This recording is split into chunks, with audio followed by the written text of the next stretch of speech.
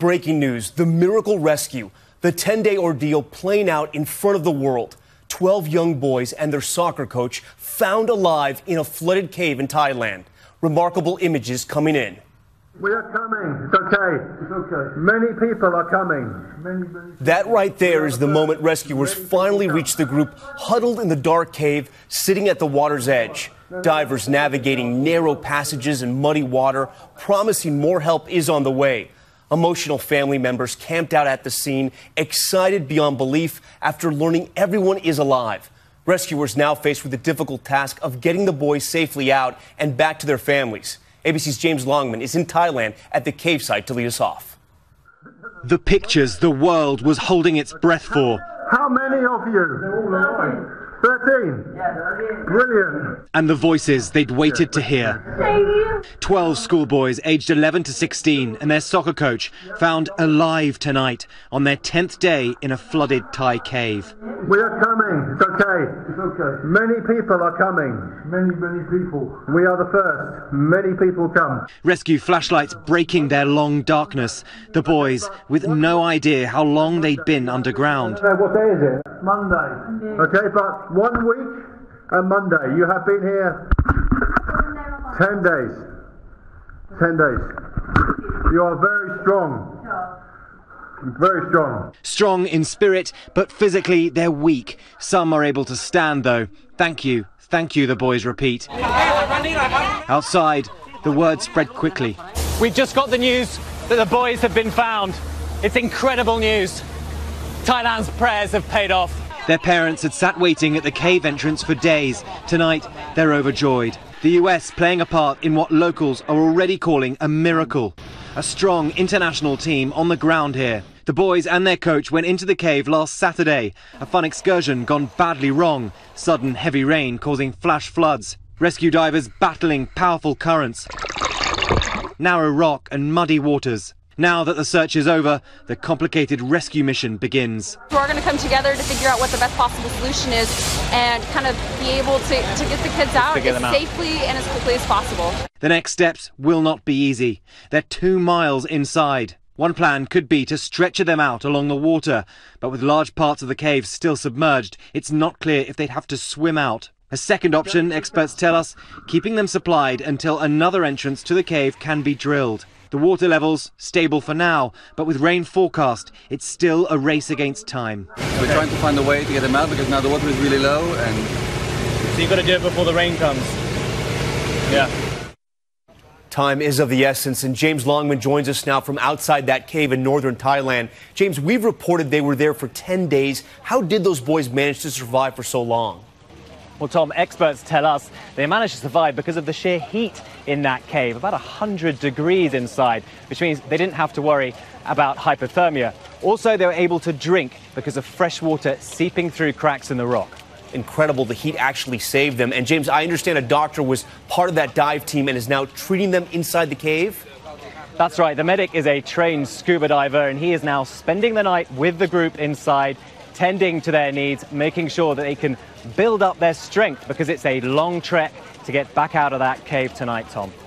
The boys and their coach went into the cave as part of a team outing, but heavy rain flooded the way out, trapping them deep inside. Rescue crews, including those from the UK, China and the US, had been painstakingly searching in the treacherous conditions, while above ground, residents and relatives held vigils.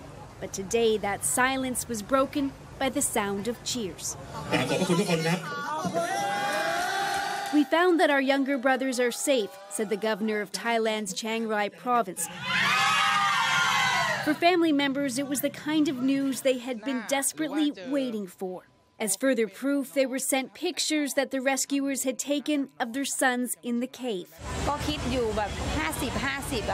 Today is the best day, she says. I've been waiting for my son for so many days. I thought he only had a 50% chance of survival. But the rescue effort is far from complete. Crews have found the boys, but the challenge now shifts to trying to get them out of the flooded, intricate cave system. So in Thailand, of course, if you've been using scuba gear to get to them, you have to use scuba gear to get them out. Doug Monroe is an experienced cave rescuer and says there are serious risks when there's still so much water in the cave. the environment that they're in will have next to no visibility, fairly strong currents, very serious navigation hazards. Certainly that's the riskiest way to extract somebody, even once you found them, is through a dive. Crews are working to drain out some of the water, and a medical team has been sent in to assess their health. The massive marathon search is the largest ever conducted in Thailand, involving more than 1,000 people from half a dozen countries. And as you've heard, there is a lot complicating the rescue efforts. The boys and their coach ventured into the cave despite the signs warning people to stay away during the rainy season. That runs from June to November. So when monsoon rains fell 2 Saturdays ago, it swamped the tunnels and trapped them inside. The sprawling cave complex made it tough for rescuers to find them. A complicated network of snaking pathways stretching 10 kilometers beneath the mountains of northern Thailand, the 4th longest in the country. Because no high-tech methods exist right now to scan for people deep underground, the massive search operation was seen as the only solution. What rescuers encountered trying to find the group, well, those obstacles will be the same as they try and get the boys out. Deep inside the cave is so dark, rescuers describe it like swimming in coffee. The water's so muddy that divers can only see a few centimeters in front of them. The corridor is so tiny and narrow, rescuers can't go too far or they risk running out of air themselves. And those water levels in some places were rising more than 15 centimeters every hour, rain simply flooding in as they now try to pump it out. As you would expect, the search has been riveting for people in Thailand, and to get a sense of how those people have been reacting, I spoke to Panu Wongchaum, a Reuters correspondent who is just outside the caves. Panu, remind us here in Canada about the sort of ups and downs of the last 9 days. What's it been like in Thailand and especially at the search site over the last few days? Well, it's been a huge story for Thais across the nation, and it is really the time when the entire nation came together really to give their support, to voice their concern. And at the same time, there were moments of anxiety and even despair over the past few days when different efforts of the search was not yielding any result. All that changed overnight when the discovery was made that the 12 boys and their coach is alive and relatively well. And you had the privilege of seeing firsthand the family members getting the news. I want to play that video that you put on Twitter. Let's take a look. What an extraordinary moment. And as we look at your pictures, describe for us what it was like to be right there as this was happening.